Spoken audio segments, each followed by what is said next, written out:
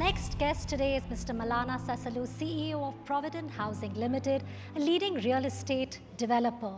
You know, they're looking at not just for solutions, but they're also committed to creating environmentally sustainable homes by integrating green building practices, energy-efficient designs, and eco-friendly materials. Thank you so much, Mr. Sasalu, for joining us today. It's a pleasure to have you with us.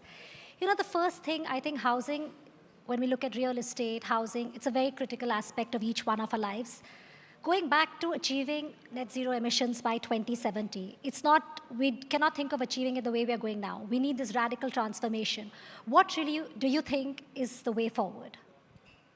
I think, by 2070, that, the targets that what we have set up, I don't think it's such a difficult situation that we are in, but a couple of things that I want to bring it to your notice. That's 2070 is around 45 years from now. If you look at India as a country 45 years back, in 1980 we were talking about roti kapda or makan.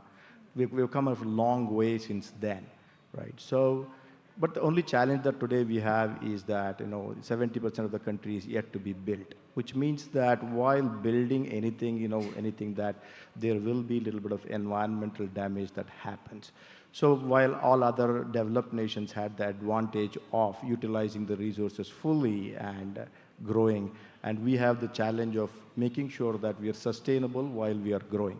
The question here is that whenever we want to say that sustainably we want to grow, then as a society we need to have the ability to pay for that. For example, tomorrow we want to become sustainable, which that for the last 100 years, ever since probably that we came up with the steam engine development over the 100 years back, that whatever that we have used in the 100 years, that which cannot be set right immediately. For example, if India takes a call saying that we're going to shut down all our coal-fired energy developments, then who's going to pay for the other way out for this thing? The society has to develop that kind of capability to do that. So any of these innovations or any of the steps that we take must be economically viable for the society. As far as real estate is concerned, real estate infrastructure and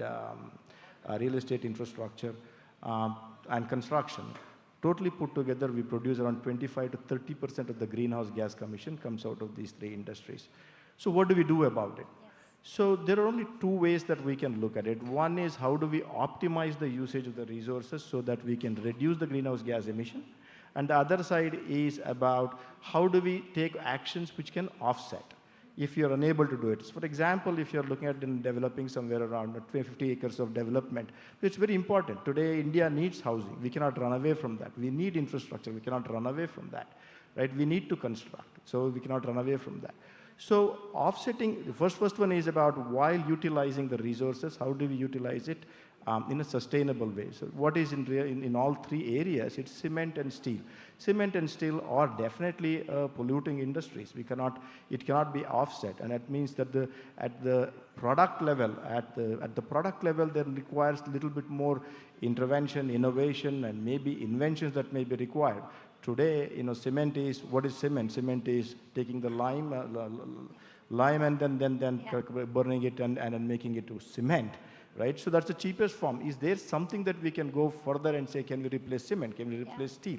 So that's one of the ways and means of doing the things. And the second thing is, if we are going to develop some 20 acres of land somewhere and the environmental damage is done, can it be offset somewhere else? Which means that can we go and develop a forest of 20 acres? But when we develop that 20 or 40 acres of development, who's going to pay for it? Is the society ready for the development? I think in the next 45 years, and we're going to answer those questions. I think innovation and offsetting, what you said, which obviously takes us to the circular economy, which is really key. I think you've already told us about the principle, right? Reducing waste when we're looking at that, and also maximizing resources. Just moving forward, I wanted to ask you the pressure we place on natural resources. We have been talking about that through the day. Your operations are in Bengaluru, which is a water deficient state. Tell us a little bit about that. How should real estate developers approach these resource shortages, and how do they really work around this space, because that really is critical? Yeah, so there is I think it's a misnomer that Bangalore is water deficient and the resource is not there. In fact, it's the other way around. In fact, Today we are looking at what is abundant, we are looking at as a deficiency. We don't have a water problem in Bangalore. The problem that what we have is water management problem. In Bangalore, if you look at 100 years of rainwater data, that actually in the last, we used to get around 800 millimeters of water every year, and now we have reached around 1,100 millimeters of water every year that we are getting. That's one of the things. Second thing is that 50 kilometers south of Bangalore, you have a Kaveri river that is running. And then we get so much of water, the 100 days in a year that we get rains. And it's all about replenishing the water that is there in the groundwaters. That means that the water recharging system and other things that what we have right now. And I think, with those measures that we can definitely reverse that.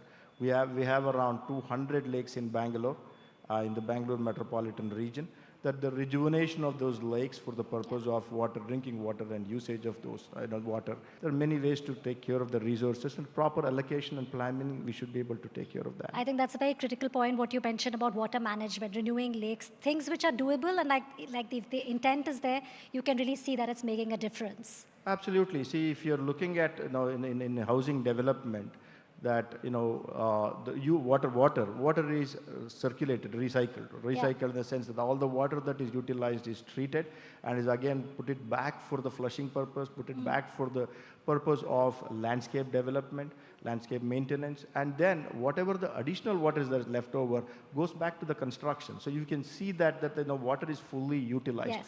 And also because of which what happens is that, like for example, that the Indian code says that around 75 liters to 150 liters per person per day is the utilization of water. And we are almost come to a stage wherein only 30% of the water is required for replenishing the water every day. The rest is everything is recycled. Great. The next question what I want to ask you is, there was earlier this year a consumer survey that showed that the Indian customer actually now views climate change, the whole threat. It's about 60% of them actually want to change their behavior. We can see that behavior change happening. They are choosing sustainable products. One is more mindful. In this, when I ask you your experience, if you can tell us, is it the same when it comes to the real estate? Are you see the change happening? Are people responding to that in the real estate sector? Absolutely. So that is one of the things that, we at Provident Housing that we have done, that you go to any of our marketing office, there is a wall called sustainability wall. In the sustainability wall, we would have mentioned that the actions that what we have taken and what is the savings that each unit owner is going to make it.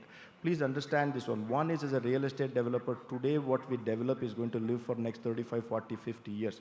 The actions that we take we will have a multiplier effect over the number of years. Coming back to the question whether people are definitely interested to understand what is the sustainability, how I can be responsible, and what kind of infrastructure has been placed in the residential development for people to utilize that and be part of that saving. So are they today paying for it, saying that, no, I want to go to a sustainable house, so I'm going to pay something extra? Maybe not, and those days are not too far away. See, we at Provident Housing, that we are part of the listed company, but Provident Housing is not a listed company. And the previous panelists were talking about the ESG report. Even though we are unlisted company, we are putting together an ESG report. We are putting out an ESG report every year. Environment, social, and governance. We are putting it out every year, making sure that we are all environmentally aware and taking actions. Not only that, and I think every change comes at home. So as a company, what we have done is that every employee's key result area, KRA, will have a sustainability effect. I'll just give you one simple example. Our administrative person came back and said that we use 1 lakh bottles of water, which is half a liter bottle, every year. Around 300, 350 bottles, we used it daily, 1 lakh. He said if we are able to remove the plastic water bottle and bring back the glass water bottles and this thing, so that is an impact, and that is recorded, and that is his KRA, and that is how he contributes. So this is how we have been able to come up with, as an organization, sustainability should become a culture of the organization. And absolutely, and I think each one need to take responsibility for that. Just a last question, Malana, talking about innovations and technology, you were speaking about that. When we look at the real estate sector, where are we on that? What changes can that, innovation and technology bring? So, innovation, I think, there's quite a bit of innovation in every aspect of our development is required, including in the policy making and the engineering that what we do, and also at the material level what we use. Three areas that we can look at. For example, what we are looking at is energy. In residential development, we are developing, one of the largest projects that we are developing is 6,000 units. In 6,000 units, what should stop a developer to go and actually put a renewable energy plant for solar or a wind somewhere geographically, somewhere in Bangalore, and should be able to put that onto the grid and should be able to distribute it to those 6,000 people. But the law does not allow us to do that because we do not have the distribution license for that. So this innovation in policies and other things is first is required. The second part would be innovation in the material usage. For example, engineered materials like engineered wood, wooden doors and other things, which are all manufactured in controlled environment where that it is controlled in such a way that the energy efficiency and other things are there.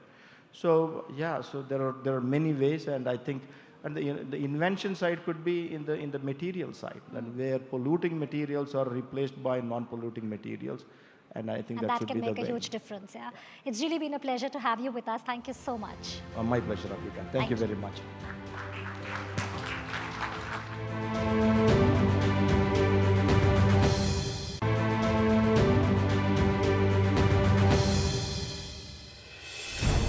It's time now for our next sustainability champion. He's the ambassador for Plastic Free Delhi. He's also a marathoner.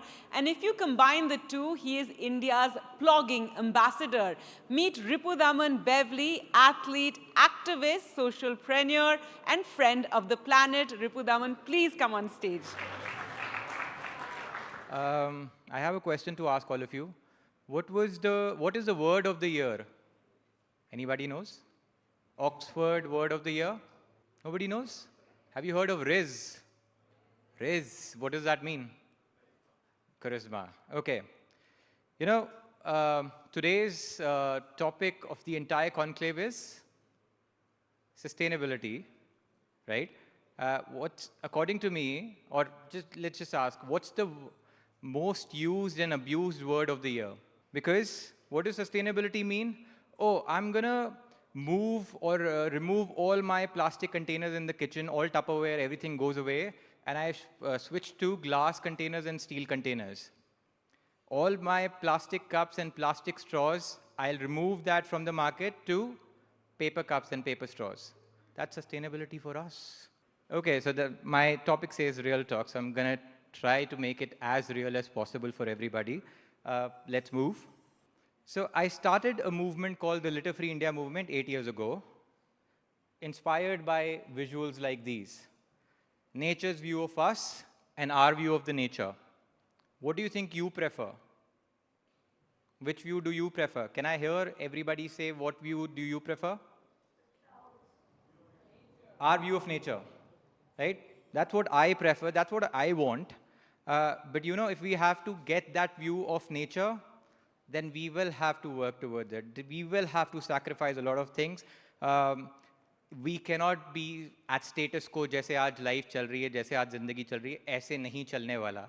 अगर ऐसे चलेगा, तो यही वाला view मिलेगा, और कुछ सालों में ये वाला view भी नहीं मिलेगा. This is what I've been doing for the last 8 years. I always say this as I have this crazy dream of making India litter free, and I'm on a mission to make that dream a reality.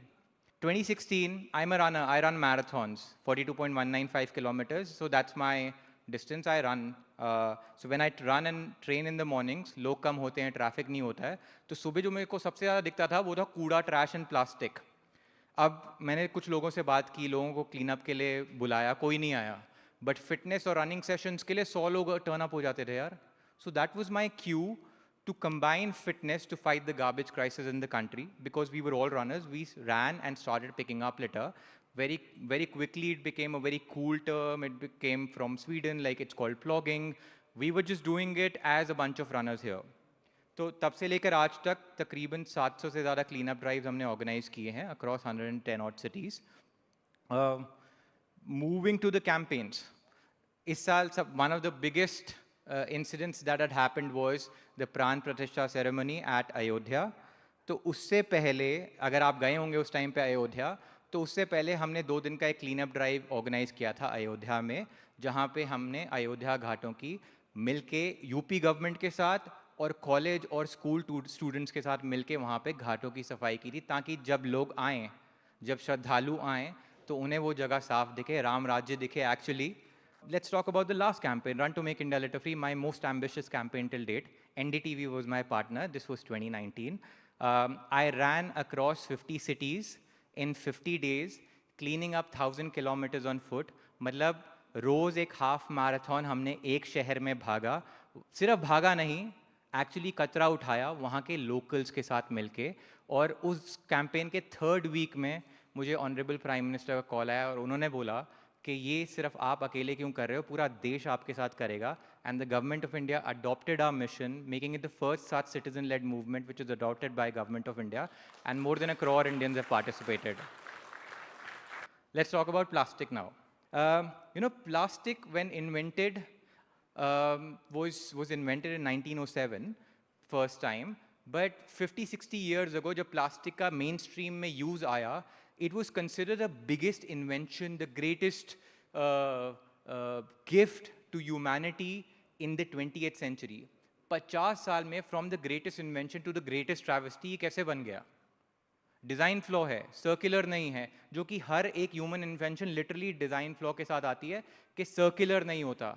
So plastic from the greatest invention in 50 years became the greatest travesty. You know what's the most dangerous waste on the planet? Can somebody answer that? Most dangerous waste? Plastic. No, it's the waste that is coming out of your kitchen. आपका food waste, आपका organic waste is actually the most dangerous waste. क्योंकि plastic itself is inert. अगर आप उसको landfill में भी डाल दोगे ना, सिर्फ plastic जाएगा, तो ऐसी कोई major problem नहीं होने वाली. प्रॉब्लम कहाँ होती है? ग्रीन हाउस गैस एमिशंस कहाँ से आते हैं? लीचिंग कहाँ से होती है? वाटर पोल्यूशन, सॉइल पोल्यूशन कहाँ से होता है? जब आपका ऑर्गेनिक कचरा आपके प्लास्टिक और other sorts of dry waste के साथ मडल अप होता है, then this organic waste which can decompose, which can become black gold, which can go back to nature, is actually rotting, सड़ रहा है वो without the aeration. और वही आपके फिर मीथेन एमिशंस कॉज कर रहा है, वही लीच होके सॉइल और वाटर को कंटामिनेट कर रहा है, and all of that is coming back to bite us. All of that is impacting our health. So what can we do? We can segregate dry and wet, इतना कर सकते हैं यार. एंड वेट वेस्ट को compose करना start करिए. It will solve a lot of the problem. Like I said, 60 to 70% of all waste from the households come from the wet waste. So if we all start making our own black gold, the compost, we will be able to solve a lot of our crises. So let's move to the part, switching tracks. सबसे important चीज़ है sustainable development की हम बात करते हैं, but हमने establish कर लिया sustainability की बात करने वाले majority of the लोगों को sustainability पता ही नहीं है. बट उसको चेंज कैसे किया जा सकता है? पॉलिसी से. India needs development. Development is something that we cannot do without. It's very very important. But उसके साथ अगर वो डेवलपमेंट ऐसे आए कि हम 5-10 साल तो उसका इंजॉयमेंट कर लें, बट उसके बाद जो उसकी कैटास्ट्रफी, जो उसके आफ्टर इफेक्ट्स हैं, from landslides to complete devastation of habitats to flooding, air pollution, so on and so forth, that is killing us. That is killing our quality of life. For all the road projects, for all the rail projects, real estate projects, what do? Cut the trees. वो करना पड़ेगा, वो करना पड़ता है और वो करना पड़ेगा. I am not against that. I am not against development. I am just asking one thing. Take every road project of yours, okay? Then you do an audit on that project before giving an approval, to understand what is going to be my number of trees being cut, what is going to be my damage on the forest, how many forests am I going to mow down, what is going to be the loss of habitat, loss of biodiversity, soil, water, air pollution, and then let's use a metric like carbon emissions of X tons of CO2.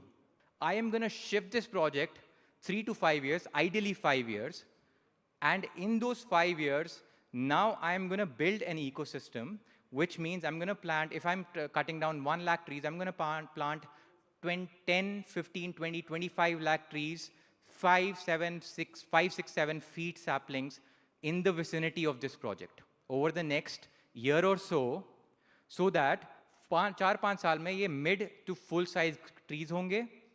We will impact the biodiversity positively, वो increase हो जाएगा, habitat increase हो जाएगा, और जो हम damage करने वाले हैं water, air और soil pollution की वजह से, वो भी हमने already offset कर लिया है. Now हमने जितना offset किया है उसको बोलते हैं Y tons of CO2.